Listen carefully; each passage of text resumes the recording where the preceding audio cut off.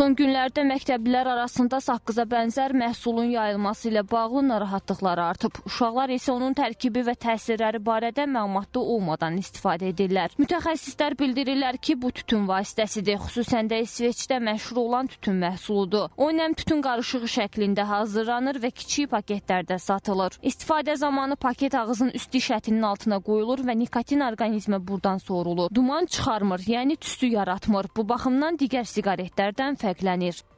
Tərkibindəki bol miqdarda nikotin oradan qana keçərək və öz təsirini göstərir.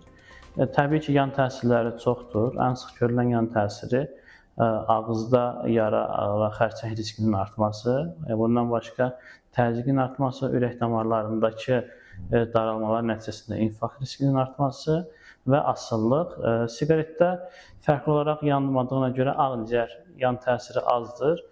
Məsələ ilə bağlı Daxili İşlər Nazirliyindən bildirildi ki, sözügedən məhsulun tərkibi və hüquqi statusu ilə bağlı araşdırmalar davam edir. Hazırda bu məhsulun narkotik vasitə və ya psixotrop maddə kimi qiymətləndirilməsi ilə bağlı ixtisaslaşmış ekspert rəyi yoxdur.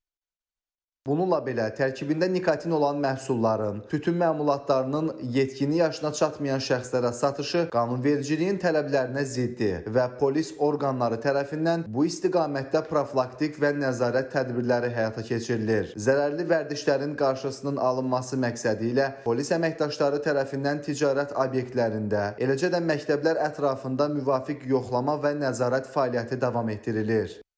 Bir sözlə, uşaqların bu tip məhsullardan istifadəsinin qarşısını almaq üçün həm məlumatlandırma, həm də nəzarət tədbirləri gücləndirilməlidir. Çünki bu, azyaşlıların sağlamlığına mənfi təsir göstərir.